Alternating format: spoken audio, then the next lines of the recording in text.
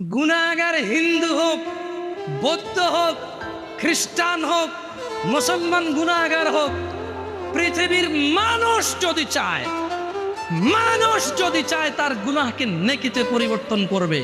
ও যেই ধর্মেরই হোক না কেন, যেই দিনেরই হোক না কেন, সেম প্রসেস শিখাই দেব, জানাই দেব যে হিন্দু লোকটা যদি তার শিরকের গুনাহকে নেকিতে পরিবর্তন করতে চায়, ওই যে লোকটা যে আল্লাহর সাথে শিরক করে নিজেকে মুসলমান বলে মাজারে গিয়ে চিন্তা দেয়, ওই যে লোকটা নিজেকে মুসলিম বলে আল্লাহ ব্যতীত অন্য কারোর জন্য জবাহ করে, এই লোকগুলো তাদের গুনাহগুলোকে কিভাবে নেকিতে পরিবর্তন করবে শিখাই দেব।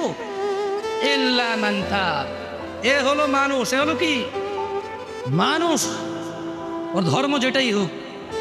সে বলল যে, সে কি বলল, সে প্রথমে আল্লাহর দিকে আসলো, এসে বলল যে আল্লাহ আমি অন্যায় করেছি। এবার অন্যায় যদি আল্লাহর শিরক হয় তাহলে বলবো যে শিরক করেছি অন্যায়, যদি জানা হয় তাহলে বলবো জানা করেছি অন্যায়, মদ হলে বলবে মদ করেছি অন্যায়।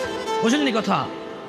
আল্লাহর কাছে এসে বলবে আল্লাহ শিরক করতাম আর করবো না, মদ খেতাম আর খাবো না, জানা করতাম আর করবো না, এই ধরনের যে কোনো অন্যায় বলবে যে আল্লাহ এটা আর করবো না। তো আল্লাহ বলছে ইল্লা মান তাব, যেটা অন্যায় অপরাধ যেটাই হোক, সেম অপরাধ থেকে সে কি করলো, ফিরে আসলো।